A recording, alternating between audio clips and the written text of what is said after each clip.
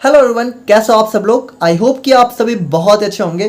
तो फाइनली आज हम लोग लेकर आए अपने बी फार्मा सेकेंड सेमेस्टर के ऑर्गेनिक केमिस्ट्री फर्स्ट के इंपॉर्टेंट क्वेश्चंस, जो कि हमारे इंपॉर्टेंट क्वेश्चन की सीरीज का लास्ट वीडियो होने वाला है। इससे पहले हम लोगों ने यहाँ पे पैथोफिजियोलॉजी, बायोकेमिस्ट्री और एचएपी सेकेंड के इंपॉर्टेंट क्वेश्चंस को ऑलरेडी अपलोड कर दिया है। तो अगर आप लोगों ने अभी तक वो वीडियोज़ नहीं देखी है तो आप लोग उसको जाके देख लेना, ताकि आप लोग को आइडिया लग सके कि यहाँ पे जो आप लोग का एग्जाम है उसमें किस तरह के क्वेश्चन देखने को मिलते हैं। और देखो, हर बार की तरह इस वीडियो में भी हम यही कहेंगे कि आप लोग प्लीज़ वीडियो को ज़रूर देखना, क्योंकि यहाँ पे देखो क्वेश्चंस का स्क्रीनशॉट और पीडीएफ तो आप लोग को मिल जाएगा, लेकिन वहाँ से आप लोग को ये आइडिया नहीं लगेगा कि कौन सा क्वेश्चन ज़्यादा इंपॉर्टेंट है और किस क्वेश्चन को यहाँ पे किस तरीके से यहाँ पे पढ़ना है, ठीक है, और कैसे यहाँ पे इसको लिखना है। तो प्लीज़ आप लोग यहाँ पे वीडियो को पूरा देखना, ताकि आप लोग को एक अच्छा सा आइडिया लग सके।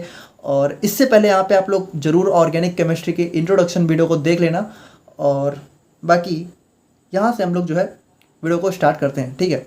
तो अगर हम लोग बात करें अपने यूनिट 1 के इंपॉर्टेंट क्वेश्चंस के बारे में, तो देखो यूनिट 1 जो है हमारी, वैसे देखो अगर यूनिट 1 को देखा जाए ना, तो यहाँ से मेनली हमारा एक ही क्वेश्चन देखने को मिलता है, जो कि हमारा यहाँ पे आइसोमर के ऊपर आ जाता है, ठीक है। लेकिन देखो, ऑल्दो यहाँ से मेन तो यही क्वेश्चन देखने को मिलता है, लेकिन ये क्वेश्चन जरूर ही देखने को मिलता है, मतलब ये बहुत इंपॉर्टेंट भी हो जाता है। यानी अगर हम लोग बात करें तो यूनिट 1 है, उसमें आप लोग को यहाँ पे आइसोमेरिज्म के बारे में बहुत अच्छे से पढ़ लेना, ठीक है। और आप लोग के सिलेबस में बेसिकली आप लोग को स्ट्रक्चरल आइसोमेरिज्म के बारे में बहुत डिटेल में पढ़ना है, इसके जो भी टाइप्स हैं, तो इनको आप लोग को काफ़ी अच्छे से पढ़ लेना है। ये क्वेश्चन आप लोग का लॉन्ग और शॉर्ट में लगभग हर बार ही देखने को मिल जाता है। बाकी इसके अलावा अगर हम लोग बात करें तो रेयरली कभी कभी आप लोगों से जो है क्लासिफिकेशन ऑफ ऑर्गेनिक कंपाउंड्स के बारे में भी पूछा जा सकता है। ऑल्दो ये क्वेश्चन बहुत रेयरली, मतलब आप मान के चलिए कि पिछले 10 सालों में सिर्फ एक बार ही पूछा गया है, ठीक है। और बाकी यहाँ पे कभी कभी आप लोगों से जो है, स्पेशली अगर AKTU एग्जाम्स की बात करें तो वहाँ पे कभी कभी आप लोगों से कार्बोक्सिलिक एसिड की जो भी IUPAC नॉमेनक्लेचर है, तो इसके ऊपर क्वेश्चन देखने को मिला हुआ है। बाकी यहाँ पे कभी कभी आप लोगों से ऑर्गेनिक कंपाउंड्स के IUPAC नॉमेनक्लेचर पे भी क्वेश्चन देखने को मिल जाता है, ठीक है। बट अगर हम लोग यहाँ पे बात करें तो सबसे इंपॉर्टेंट हमारा फर्स्ट क्वेश्चन ही हो जाता है, ठीक है। तो अगर ये हो जाता है तो इसके बाद आप लोग इन दोनों पे भी थोड़ा सा नज़र डाल लेना। बाकी देखो, इसमें कुछ है नहीं, अगर आप लोगों ने IUPAC पढ़ी है तो ये सारी चीज़ें बहुत ही ईजी हैं, ठीक है, आप लोग समझ रहे होगे। और सबसे इंपॉर्टेंट हम लोग बात करते हैं अपने यूनिट 2 के बारे में, जो कि हमारी सबसे ज़्यादा इंपॉर्टेंट यूनिट होने वाली है हमारी ऑर्गेनिक केमिस्ट्री के अंदर, क्योंकि यहाँ से हमें बहुत सारे क्वेश्चंस देखने को मिलते हैं। और जो सबसे इंपॉर्टेंट, मतलब मोस्ट इंपॉर्टेंट क्वेश्चन हमारा आ जाता है, वो है हमारा यहाँ पे E1 एंड E2 रिएक्शंस। मतलब ये क्वेश्चन हमारा ऑर्गेनिक केमिस्ट्री से सबसे ज़्यादा इंपॉर्टेंट क्वेश्चन हो जाता है, ठीक है। और इसके अलावा हमारी एक और SN1 SN2 है, उसको भी हम लोग देखेंगे।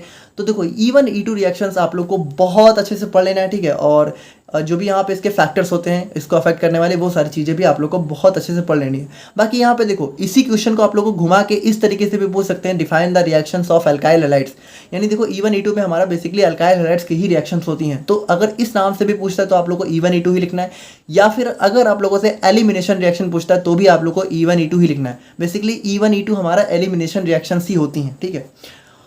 और उसके बाद हमारा यहाँ पे आ जाता है सेकंड क्वेश्चन, जो कि इसके साथ ही बहुत ज़्यादा इंपॉर्टेंट है, मतलब इसके बराबर ही इंपॉर्टेंट हो जाता है हमारा, जो कि है हमारा Markovnikov-cops and anti Markovnikov-cops orientation of alkene. तो देखो, यहाँ पे ये क्वेश्चन भी हमारा बहुत ज़्यादा इंपॉर्टेंट हो जाता है। बेसिकली अगर हम लोग बात करें तो जो हमारी यूनिट नंबर 2 है, ये ही हमारी बहुत ज़्यादा इंपॉर्टेंट हो जाती है। अच्छा, यहाँ पे ध्यान से सुनना, इसी Markovnikov-cops and anti Markovnikov-cops orientation को आप लोगों से घुमा के इस नाम से भी पूछ सकता है, give a detail account on free radical addition reaction of alkenes. देखो ध्यान से सुनना, ये जो हमारी एंटी मार्कोनी-कोप्स रिएक्शन होती है, इसी को हम लोग बोलते हैं free radical addition reactions of alkenes, ठीक है। और यहाँ पे देखो एक और चीज़ होती है, यहाँ पे एक होती है हमारी इलेक्ट्रोफिलिक एडिशन रिएक्शन, तो उसी को हम लोग बोलते हैं मार्कोनी-कोप्स। देखो इस चीज़ को थोड़ा ध्यान से समझना कि मार्कोनी-कोप्स रिएक्शन को हम लोग यहाँ पे इलेक्ट्रोफिलिक एडिशन रिएक्शन भी बोलते हैं, एंटी मार्कोनी-कोप्स रिएक्शन को हम लोग यहाँ पे फ्री रेडिकल एडिशन रिएक्शन भी बोलते हैं। तो अगर आप लोगों से इलेक्ट्रोफिलिक या फ्री रेडिकल एडिशन रिएक्शन के नाम से भी क्वेश्चन पूछता है तो आप लोग को यही चीज़ें लिख के आनी है। लेकिन यहाँ पे एक चीज़ ध्यान रखना कि हमारा एल्कीन्स की बात हो रही है, ठीक है। यहाँ पे एल्केन्स में चीज़ें अलग होती हैं और एल्कीन्स में अलग होती हैं। तो एल्कीन्स में पूछेगा तभी आप लोग को मार्कोनी-कोप्स और एंटी मार्कोनी-कोप्स लिख के आना है, ठीक है। फ्री रेडिकल में कौन सा? Anti Markovnikov-cops. इलेक्ट्रोफिलिक में कौन सा? मार्कोनी-कोप्स। ऑल्दो यहाँ पे रेयरली ऐसा पूछा जाता है डायरेक्टली आप लोगों से मार्कोनी-कोप्स और एंटी मार्कोनी-कोप्स के नाम से ही क्वेश्चन पूछते हैं, ठीक है। बाकी यहाँ पे थर्ड क्वेश्चन हमारा आ जाता है, explain the conjugated dance and dials Elder reaction. तो यहाँ पे देखो, इस क्वेश्चन को भी आप लोग जरूर देख लेना, ये क्वेश्चन भी कई बार एग्जाम में देखने को मिला है। बाकी इसके अलावा हम लोग बात करते हैं अल्टरनेटिवली आप लोगों से जो है ओजोनोलाइसिस, सेटजेफ रूल, हैलोजिनेशन, यानी कि इसके अंदर हमारा क्लोरिनेशन इन एल्कीन्स, इनके ऊपर भी क्वेश्चन देखने को मिल जाता है। और हाँ, यहाँ पे एक क्वेश्चन आप लोग और देख लेना, sp2 हाइब्रिडाइजेशन इन एल्कीन्स, ठीक है। ये क्वेश्चन भी आप लोगों का कई बार ऐसा देखने को मिला है, ठीक है। तो यूनिट 2 देखो थोड़ा सा यही कहेंगे कि बहुत ज़्यादा इंपॉर्टेंट है, तो यूनिट 2 में आप लोग हो सके तो कुछ भी मत छोड़ना, यूनिट 2 बहुत ज़्यादा इंपॉर्टेंट है, ठीक है। और अब हम लोग यहाँ पे बात करते हैं अपने यूनिट नंबर 3 के बारे में। तो देखो यूनिट 3 वैसे देखा जाए तो यहाँ से थोड़ा सा कम ही क्वेश्चन है, लेकिन यहाँ पे मतलब यूनिट 3 हमारी काफ़ी छोटी सी है, लेकिन यहाँ से सेलेक्टिव क्वेश्चन ही बनते हैं, लेकिन जरूर देखने को मिलते हैं, ठीक है। तो इसको आप लोग जरूर देख लेना। जैसे यहाँ पे हमारा सबसे इंपॉर्टेंट क्वेश्चन आ जाता है SN1 एंड SN2 रिएक्शन। देखो एक हमारा E1 E2, एक हमारा SN1 एंड SN2, ये दोनों बहुत ही ज़्यादा इंपॉर्टेंट क्वेश्चन हो जाते हैं ऑर्गेनिक केमिस्ट्री से। तो इन दोनों को आप लोग को किसी भी हाल में छोड़ना नहीं है, मतलब नहीं है, ठीक है। उसके बाद हम लोग बात करें तो यहाँ पे आप लोगों से जो है कभी कभी chemical test for alcohols and और जो भी हमारा प्राइमरी सेकेंडरी और टर्सरी अल्कोहल में डिफरेंशिएशन होता है, ये भी पूछ लिया जाता है। मतलब कभी कभी नहीं, ये क्वेश्चन भी हमारा काफ़ी इंपॉर्टेंट है, इसको भी आप लोगों को जरूर देख लेना है। और उसके बाद यहाँ पे देखो कभी कभी आप लोगों से 2 मार्क्स में या फिर जो है 2-3 चीज़ों को कंबाइन करके आप लोगों से 7 मार्क्स में ये क्वेश्चन भी देखने को मिल सकता है कि यहाँ पे कुछ हमारे जो है जो स्ट्रक्चर एंड यूजेज ऑफ हमारे कुछ कंपाउंड्स हैं, ठीक है, जैसे ग्लिसरॉल हो गया, बेंजाइल अल्कोहल हो गया, इथाइल अल्कोहल हो गया, डाइक्लोरोमीथेन एडोफॉर्म। देखो वैसे बहुत सारे कंपाउंड्स हैं, आप लोग सिलेबस उठा के देखोगे, लेकिन उनमें से हम लोगों ने कुछ सेलेक्टिव को ही चूज़ किया है, तो इनको आप लोग एक बार जरूर देख लेना, ठीक है। नाउ अगर हम लोग यहाँ पे बात करें अपने यूनिट नंबर 4 के बारे में, तो यहाँ पे ध्यान से सुनना। यूनिट 4 से आप लोग को यहाँ पे ये तीनों क्वेश्चन बिल्कुल भी मिस नहीं करने हैं। कौन कौन सा? पहला हमारा हो गया aldol and crossed aldol condensation, दूसरा हो गया Cannizzaro and crossed Cannizzaro reactions, third हो गया हमारा बेंजोइन एंड पर्किन कंडेंसेशन। ये तीनों बहुत ज़्यादा इंपॉर्टेंट क्वेश्चन हो जाते हैं यूनिट नंबर 4 से, आप लोग को किसी भी कंडीशन में इनको मिस नहीं करना है, ठीक है। तो इन तीनों को आप लोग जरूर देख लेना।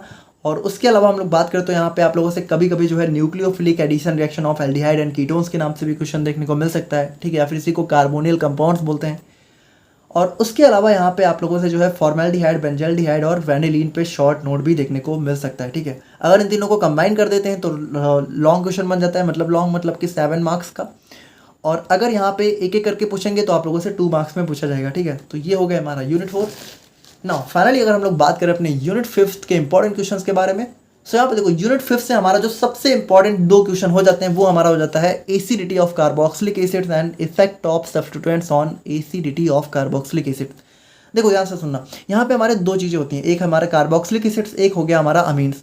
तो यहाँ पे देखो अमीन्स होते हैं बेसिक नेचर के, कार्बोक्सिलिक एसिड्स हमारा एसिड नेचर के होते हैं। तो इसमें आप लोग को यही प्रूफ करना है कि एसिड नेचर के क्यों होते हैं और इनके एसिडिटी पे जो भी सब्सटेंस है उनका क्या इफेक्ट होता है। और इसी में यहाँ पे आप लोग को प्रूफ करना है कि अमीन्स बेसिक नेचर के क्यों होते हैं और इन पे सब्सटेंस का क्या इफेक्ट होता है, ठीक है। बाकी हम लोग यहाँ पे इंडक्टिव इफेक्ट पे भी कई बार क्वेश्चन देखने को मिला है। और उसी तरीके से यहाँ पे कई बार आप लोगों से जो है शॉर्ट नोट और जो हमारे फॉलोइंग कंपाउंड जैसे acetic acid, citric acid, salicylic acid, तो इन पे भी आप लोग एक बार जो है नज़र डाल लेना, ठीक है।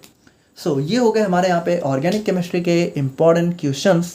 और तो यहाँ पे देखो इंपॉर्टेंट क्वेश्चंस हमारे सारे ही सब्जेक्ट के लगभग कवर हो गए हैं। और बाकी अभी हम ट्राई करते हैं कि जो भी हमारी यूनिट्स इनकम्प्लीट हैं उनको हम लोग जल्दी से जल्दी कवर करवा सकें। और अगर आप लोगों ने यहाँ तक वीडियो देखी है तो आप लोग के अगर एग्ज़ाम डेट आ चुकी हैं तो आप लोग एक बार मुझे एग्ज़ाम डेट कमेंट कर देना, ठीक है, ताकि मुझे आइडिया लग सके कि आप लोग के एग्ज़ाम कब से होने वाले हैं और हमें किस तरीके से सिलेबस पे फोकस करना चाहिए। तो मिलते हैं हम लोग यहाँ पे नेक्स्ट वीडियो में, तब तक के लिए थैंक यू सो मच।